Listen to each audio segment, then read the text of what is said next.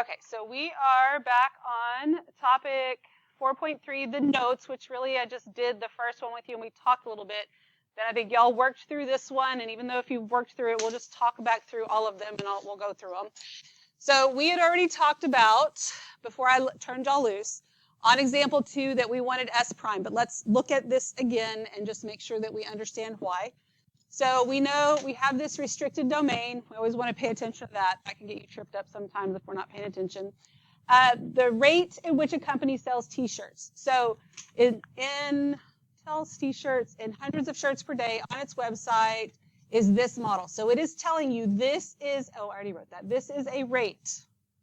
Okay, this is a rate in hundreds of shirts per day. We want at what rate is the rate of the shirt sales changing. So the number of shirts would be S, the rate, or hundreds of shirts, but the rate would be, no, I'm sorry, not S, because S is that rate, so whatever would be above that we don't really have it. That's like technically the first derivative, right, which we would get some sort of rate. And then when you get the, so this is hundreds of shirts per day, we want the rate at which the rate is changing. That's technically like the second derivative, but what we're given, we're basically given a derivative. So when we take it once, that's the second derivative, but we just want the derivative of that one. I've said derivative 500 times and probably made it more confusing. Do you have questions on why it's S prime? Did I probably made it worse by saying derivative 1,000 times? Okay, so let's graph this. And if you've already done all this, it's fine too. We'll just, no, I don't want to save that. My equation. So I'm going to add a calculator and I'm going to add a graph. And this is 124e to the negative 2x. Double check myself, and yes. All right, so I have this. This is what it gives me. Doesn't look too bad, but I do have my t values, which are my x values here. It's from 0 to 10, and I have from 0 to 10, so I don't know that I need to change that at all. And I want to know what is the rate that this is changing. So if this is this is my original, and I want the rate of whatever this is, that means I need the derivative. I'm going to put it in my graph. So I'm going to hit tab, and I'm going to do the derivative. So I hit this little thing right here, go find, that's the second derivative. There's my first derivative, and that's x. And then I want the derivative of f1 of x, right? All right, so there's the graph. Don't really necessarily need the graph, but it's there to kind of help me. Now I know f1 is this, and you don't have to write these things down, but I mean, it could be helpful at times. This is in f1. This is in f2. Just so you know where things are. Again, not a requirement, but it just kind of depends on what we're trying to figure out here. What we want is S prime of 5. So that means I'm really using F2 for that, right? So I'm going to go back to my calculator. I'm going to go to the calculator screen.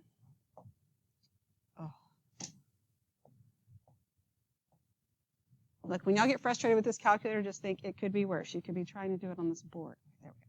And what I want is F2, so F2 of 5. And this is what we get. And so I get negative 0.01125. We would only have to have 0.011. But I always feel a little better when I write some numbers. I wouldn't write out 1,000 of them. If you write out a few, it's fine. Make sure you're at least accurate to 3 decimal places, and you're good. Okay? And then we should say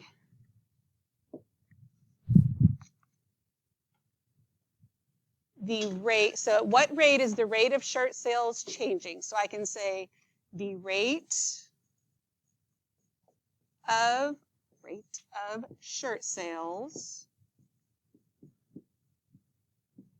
Now, we could say changing, but is this increasing or decreasing? Decreasing. So I can also say decreasing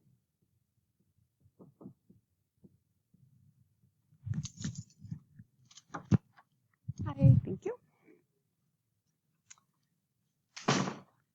At a rate of, now since I said decreasing, do I use the negative sign? No. Of 0.01125 hundreds of shirts per day. And if you wanted to write that out in words, you could, but that's what's happening. Hundreds of shirts per day. Yes, sir. Okay, this is actually from the day before. So it's the notes that we started. Yeah, sorry. I'll get you what you need from yesterday, too. Okay, everybody okay with that? All right, so let's look at example 3. Might as well work the whole thing because we have time. A rumor is spread, just so we can double check, because if you already have it done, you can double check your notation and stuff. Do your words have to be exactly like mine? No, just make sure you're saying the right things and you have the stuff. I think notation on here was a little tricky for some people, so you might just need to edit some stuff, but then you can make sure that you're thinking through these correctly. All right, so a rumor is spreading around school that Mr. Passwater once placed 3rd in the World's Strongest Man contest. The rumor is spreading at this rate. Okay, so we already have a rate where R of T is the total number of students, right? So R of T, do we know what R of T is? No, like the actual equation. We don't know that. And eventually we will be able to find that out. We'll have the math to go backwards, but I'd have to be able to take this and go backwards to get there. I don't know what it is, but that's fine. R of T is the number of students. This is the rate at which those students are hearing the rumor, right? T is the number of hours since the rumor began.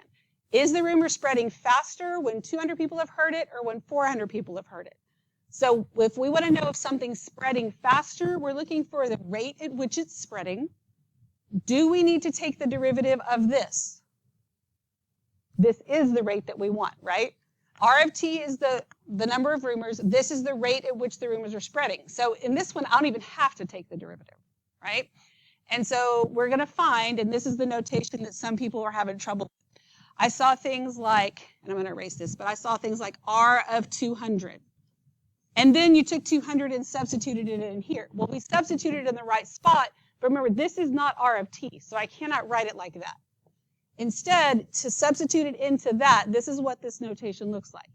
It's dr dt, and then this weird vertical line, right? So this means dr dt evaluated at t equals 200. And that equals. So that's how you do it, because there's not a place to show that you're actually, substituting it in.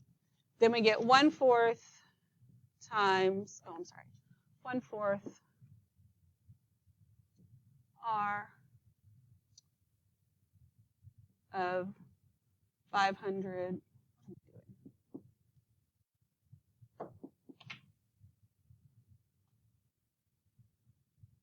Oh, we're substituting it in for R. 200. That's the number of rumors. Oh, it's not at T equals 200. That's not time. That's the number of people. No wonder what I'm writing isn't making any sense. Sorry, I was having a moment there again. I was worried about the notation. It's the number of 200 people. This is when R equals 200. And I think the other day I told some of y'all to make it T equals because I didn't read the question. That's why I just did it again, and I was like, wait. That we have 200 people. R is the number of people. And we have an R that we're substituting it in. I don't have a T to put in here. That's another reason why writing R of 200, it's not T that we're even, T's not even in this problem. Could be, but it's not. All right, so 200 times 500 minus 200. So that's what? 300 times 200? So we want 1/4 of what's 300 times 200? 6 with how many zeros? 300 minus 200? Yeah. 4 zeros? 600, 300, and 200? So half of that is what? 30,000. And then half of that is 15,000. Okay. And that's 15,000 students per what? per hour? Yeah. So then we do the same thing. I'll get my notation right this time. dr dt evaluated at r equals 400. That's equal to 1/4 times 400 times 500 minus 400. Now, even though this is a safe stop, leaving like that doesn't make any sense because we need the actual number, right? So I need 1/4 of that's, right? And that's equal to 10,000 students per hour.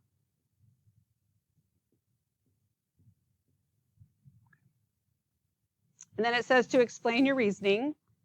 So the easiest way to write this, because it's easier than writing a ton of words here, when is it spreading faster? When how many students have heard it? 200. Okay. So the rumor is spreading faster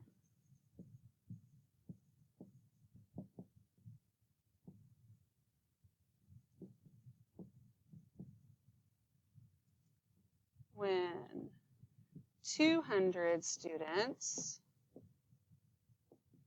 have heard it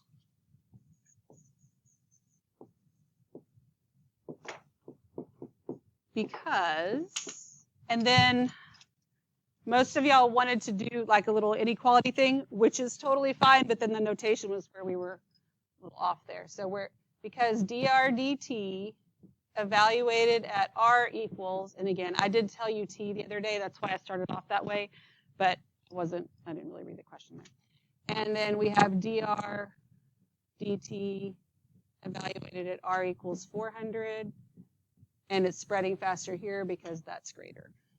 You could write that out in words, but a lot of times the notation and the symbols just make it a little bit easier. Okay, we all okay with that? All right, good deal. So we got another calculator one here. Paying attention to our domain, the total amount of local college spends on printing is related to the number of students enrolled at the school and is modeled by this. Okay, so the total amount a local college spends on printing is related to the number of students enrolled. So this is the total cost, right? That's what that looks like here by reading that sentence. S is the number of students enrolled, and C is the total cost of the printing. So that is just the cost. C is the cost in thousands of dollars. At what rate is the total cost of printing changing in dollars per student? So they give us C. We have to now decide, do we want C, C prime, or C double prime? What do you think? Do we want C? No. Do we want to use C prime? Yes, because it is the rate at which the total cost is changing. The double prime would be the rate at which the rate is changing. Does that make sense? Which I know those words sound weird, but you have the original, then you have the rate, and then the next one is the rate of the rate. That's the way that works. So that means we want C prime here. C prime of S is what we are interested in. And this is a calculator question, so we're going to go into the calculator, and we're going to graph this. And I'm just going to start over. And one reason that I start over every time instead of just clearing things out is because if things are stored in there, it doesn't always clear out everything you think it clears out. And it's, well, I think I just did that twice.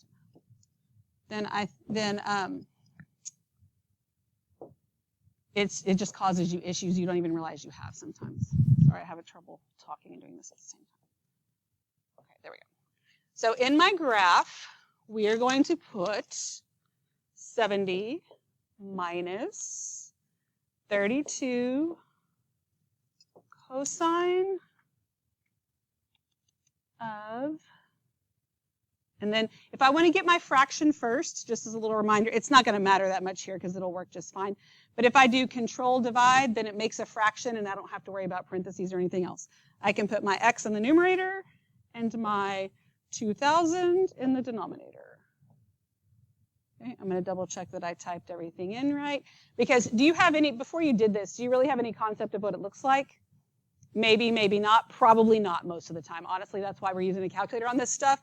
So it's not like you can graph it and be like, oh, that doesn't look like it should. You're probably not going to know. So you just want to double check that you got everything in there right. Okay.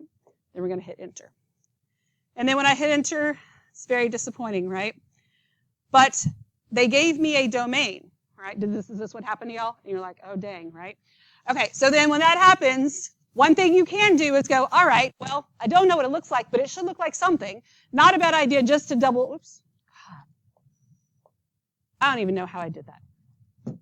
Okay. Not a bad idea to just double check, but we already double checked, so we don't need to.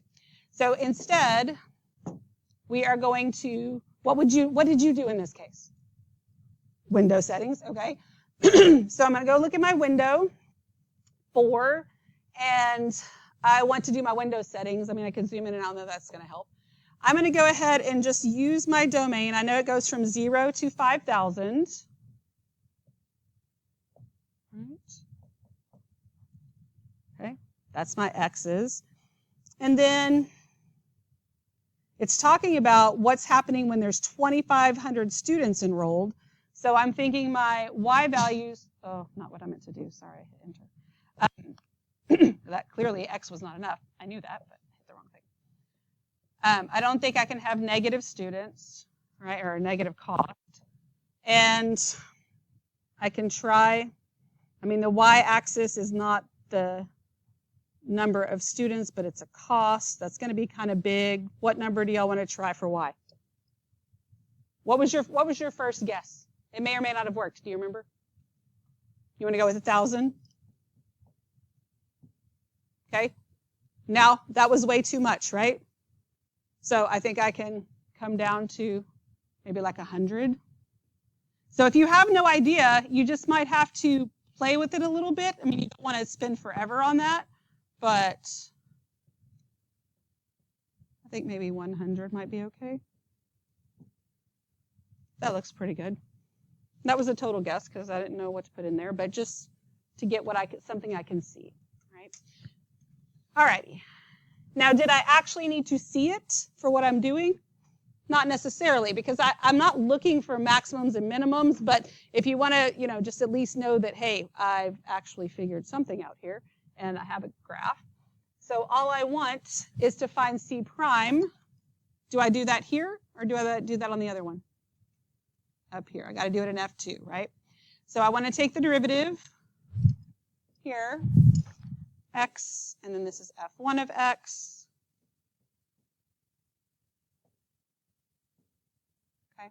And I can't see that. It's way down there. I don't really care. It's fine. And then I'm going to go back to my other page.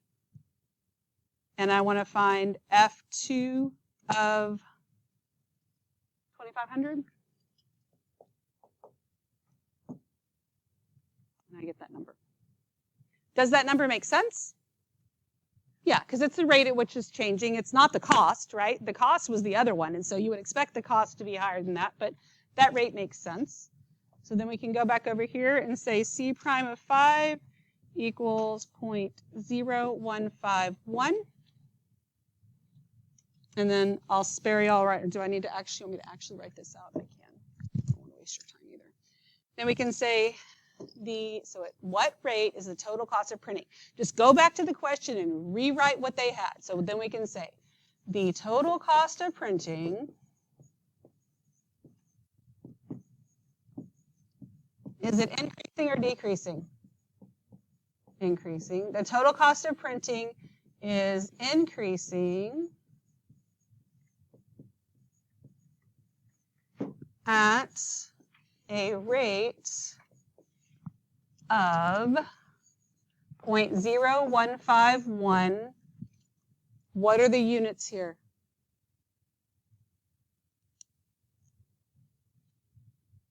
Dollars per student, thousands of dollars per student, thousands of dollars per student, thousands of dollars.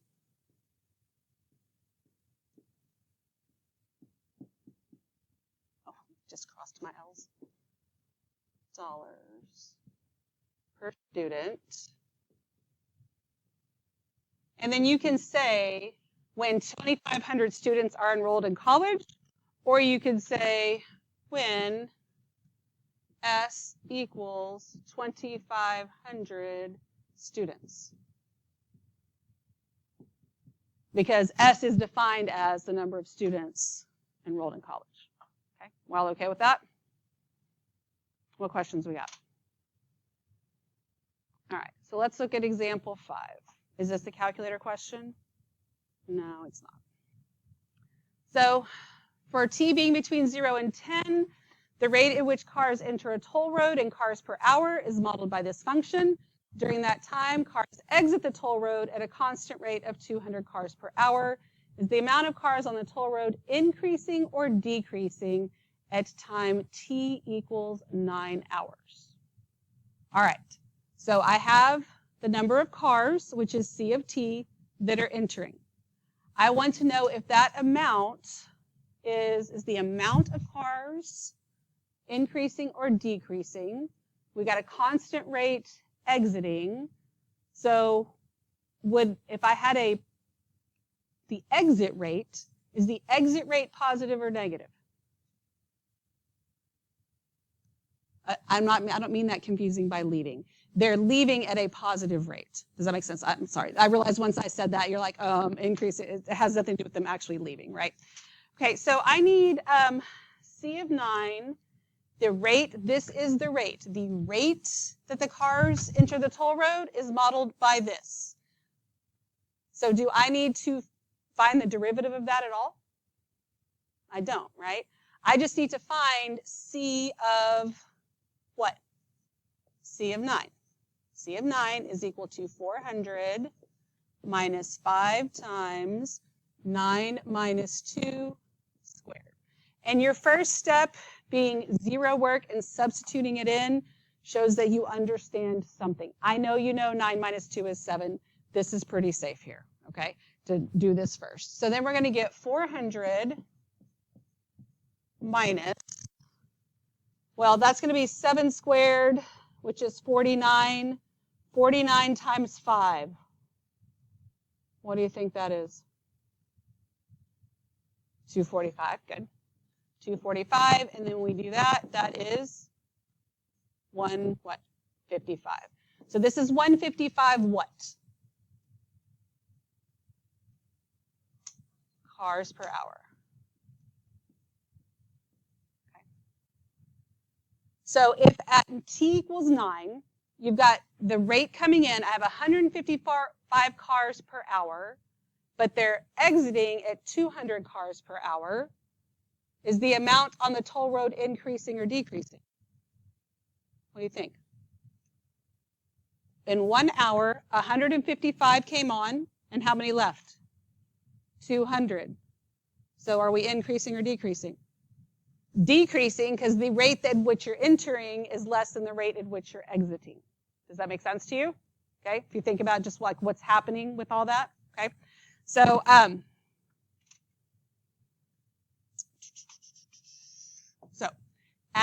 we can say at t equals 9 hours, cars are entering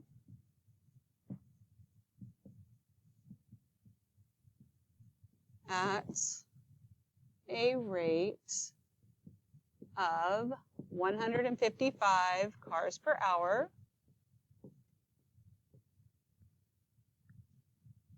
and exiting at a rate of 200 cars per hour. I'm just restating what they have, because I could have left that part out, but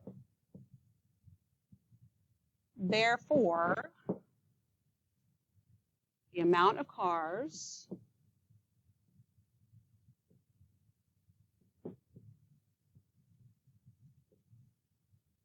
on the toll road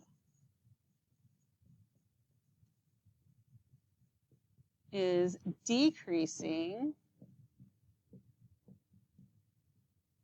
at a rate of what?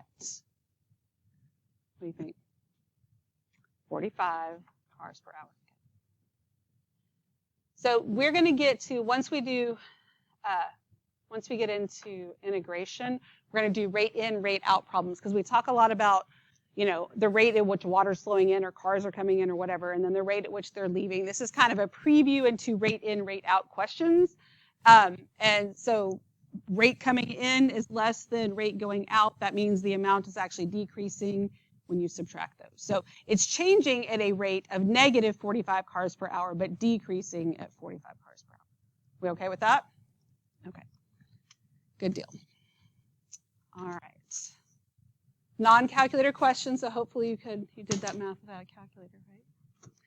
All right, at the local library, visitors check out and return books throughout the day. The rate, okay, as I read through this, the rate that the visitors check out books in books per minute is this. So this is a rate, it's L of t, that's what my graph is, okay? Because my graph could be L prime of t, but I have the graph of L of t, which is a rate, and it is measured in minutes, okay? During the time, the total amount of books that have been returned to the library is modeled by R of t, so again, being checked out, being returned, where t is measured in minutes. At what rate are books being checked out by visitors at the time t equals 9 minutes? Okay, so I'm looking back at this here. During this time, the total amount of books that have been returned. So is this right here a rate? What is this question? What does that sentence say? During this time, the total amount of books that have been returned is modeled by this right here, right? So that is not a rate. That's an amount of books. That's how many books. So if I want the rate at which the books are being, oh, that's returned, checked out. Either way, that's not a rate. This is. Reread my question here. Checked out, that's the leaving. That's the L. Is this a rate? Yes. Do I need to take the derivative of this? How do I take the derivative? If I did, how do I take the derivative of a graph? I look at the slope. Very good. So this one here, this is a rate, and writing that so that you don't mess things up there, rate, and this is L of t, and this is checked out. I might also write that for myself because I almost did the wrong thing. At t equals 9 minutes, so do I just, when t is 9, do I just pull that number off the graph right there and get 5? Does that make sense? I think we're just looking for L of 9. This is the rate. The graph is the rate, and it's asking me what rate are they being checked out. So I am literally just looking for L of 9, and that is 5 books per minute. So notice in this question, we're talking about ones being checked out, L for leaving, I guess, and R for returning.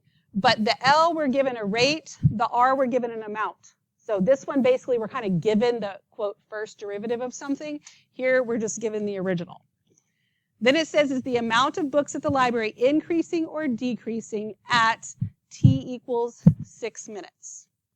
So if I want to know if the amount is increasing or decreasing, I can look at the rates, right? What is the rate at which they're leaving versus what is the rate at which they are being returned? So at t equals 6 minutes, what's L of 6? 3.5? Yeah, we'll go with that. Oh, how can I know for sure that it's 3.5? Like, because can I guess? Yeah, I can't guess. That's why at first I was like, oh. But yeah, this slope here, that tells me that is actually 3.5, and it's not a guess. It's not 3.6 or anything else. Okay, 3.5. So then do I look for R of 6? What do I need for the returned rate?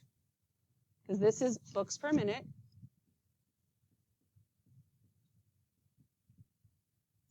Do I find R of 6? No. What do I need? The rate. How do I find the rate of this? I take the derivative. That's the books. I want the books per minute, right? So R prime of t is equal to what? 4. So then R prime of 6 is equal to what? 4 books per minute. So we don't have a lot of room here to write out our explanation. We wrote out the other one, so we'll talk about it, but you don't have to cram the words in here. So at 6 minutes, are the amount of books at the library increasing or decreasing? Increasing. The amount that the rate at which they're leaving is less than the rate at which they are coming in, therefore it is increasing.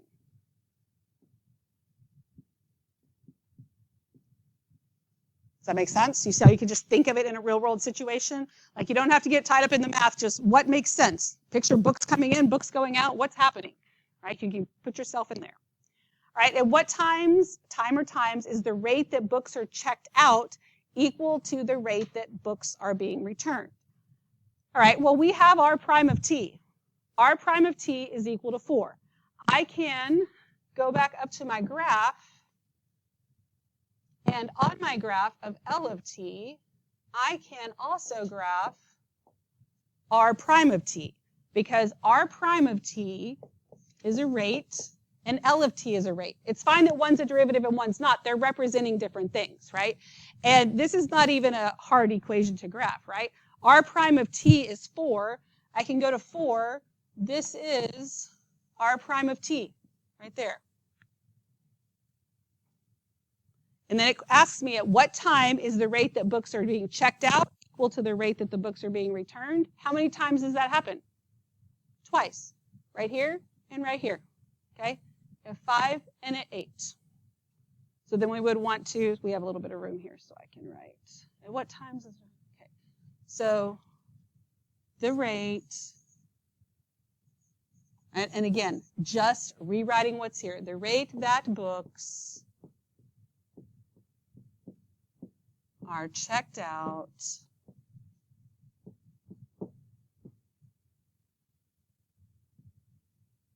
is equal to the rate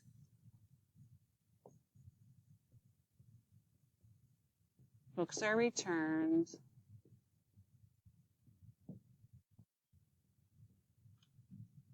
at t equals, I've already scrolled and forgot, 5 and 8. 5 what? Seconds, minutes, hours? Minutes, right? And t equals 8 minutes. We okay with that? What questions do you have? All right. I think as we go through some other rate things, these hopefully will get a little bit better. Do you feel a little bit better about whether or not you need the derivative? Yes and no?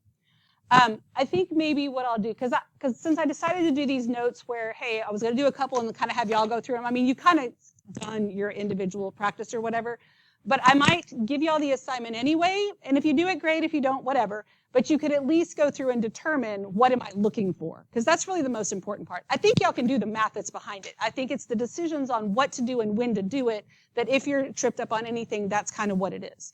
So you don't always have to do every single thing on every single question, but I'll have them all worked out, but then you can see if you were making the right choices, and we can go from there, okay? What questions you got? All right. Then grab your notes from yesterday.